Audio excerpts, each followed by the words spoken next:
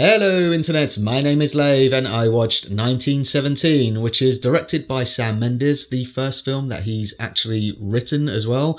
He's also directed some amazing movies like American Beauty, Road to Perdition and two of the Daniel Craig era Bond movies, Spectre being one of the first reviews I ever did on YouTube, so there's a useless bit of trivia for you. Now he's returning to the war drama following on from Jarhead. This one is set during World War I on April 6th, 1917, and we follow two British soldiers who are given a mission to go deep into enemy territory to deliver a message to a regiment who are walking into a trap. So yeah, a simple premise, but there's nothing simple about the way that they've executed this film. As I'm sure you're all aware, this film has been made as if it's all been filmed in one single take, and it is a remarkable achievement.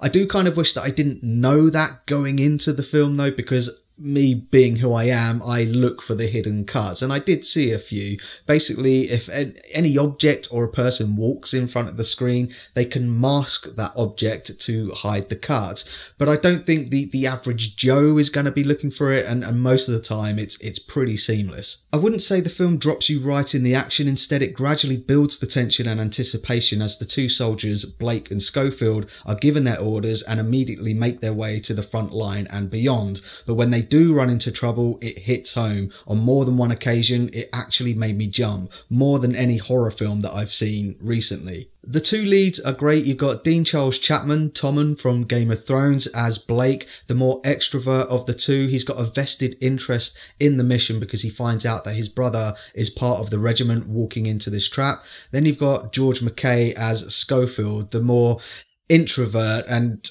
cautious of the two. There's something just quite noble about his persona. He's really great. He does have a plot thread in the film which I want to talk about a little bit later on in this review. I'll come back to that in a sec. The DP for the film is Roger Deakins, who finally got his Oscar for Blade Runner 2049 a couple of years ago, and he's at it again. This is a stunning film to look at. He's using natural lighting here in the mind-boggling sets, which at 1 minute can be creepy and claustrophobic, and the next hauntingly sublime and awe-inspiring. There was a moment in the film where I was just like, okay, everyone involved is just showing off now. We basically walk into this massive set, which is a small town in complete ruins, and it's being lit intermittently by flares going off. And as they move through the scene, the shadows distort all of the buildings and the rubble. It makes it very surreal and eerie.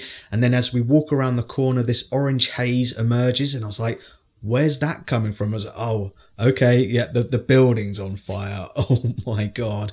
Incidentally, I think the fire in the building was CG, and they have used CG here and there for a couple of like planes in the sky. But other than that, it blends in seamlessly, and it's mostly all practical. It really is an immense experience that will make you feel fatigued by the end, like the soldiers, because it's like you go on this journey with them. It goes without saying, you should see this on the biggest screen with the biggest sound system possible. The only negative I can think of after one viewing, and having praised it for its one-take premise, it does mean that there are a couple of plot conveniences to keep it all moving. For example, there's a moment where they reach this farmhouse in the middle of nowhere, and you know they're on their own because you've literally walked with them there, and then they walk around the corner and there's a whole company of soldiers with a load of trucks. It's like, oh, where did they come from? And as much as I liked the performances from some of the bigger names in the film like Colin Firth, Andrew Scott, Benedict Cumberbatch and Mark Strong, I do think I would have preferred unknowns in their place instead to add to the immersion. But other than that, it is just a fantastic cinema experience. Now, seeing as this review is a little late, I'm going to venture into spoiler territory, so if you haven't seen it, then that's your cue to go away. You can skip to this time frame to get to my enjoyment tracker and the end of the video. So I was quite surprised at how quickly Blake's character dies. He dies within like the first 45 minutes of the film, and considering it's an hour and 50 minutes long, that's less than halfway. And when he does die, you can literally see him getting paler and paler as all of the blood drains away. It's devastating.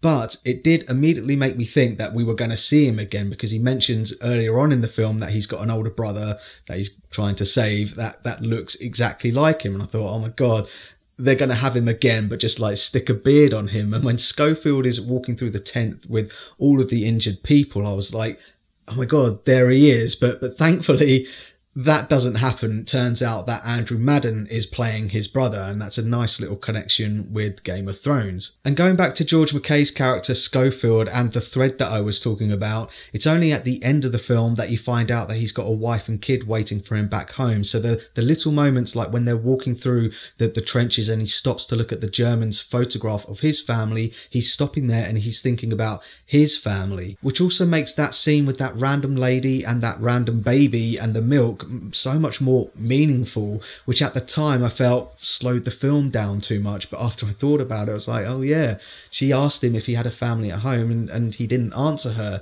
So yeah, hidden depth to the film, and it was way more emotional than I thought it was going to be. It's a really, really good film. So that's my thoughts on 1917, and pause the video if you want to take a closer look at my enjoyment tracker now. I'm pretty sure this film is going to pick up some of the 10 Oscar nominations that it's just got, probably a lot of the technical awards, and hopefully another one for Roger Deakins. You should definitely check this one out in the cinema if you haven't already. All in all, this has been a really good start to the year. All 3 films that I've seen so far, I've enjoyed. I'm seeing Bad Boys for Life tomorrow, so I hope it doesn't buck the trend. So keep an eye out for that review very soon, and thanks very much for checking out this one. I really do appreciate it. If you can, give it a like. Don't forget to share the Lave.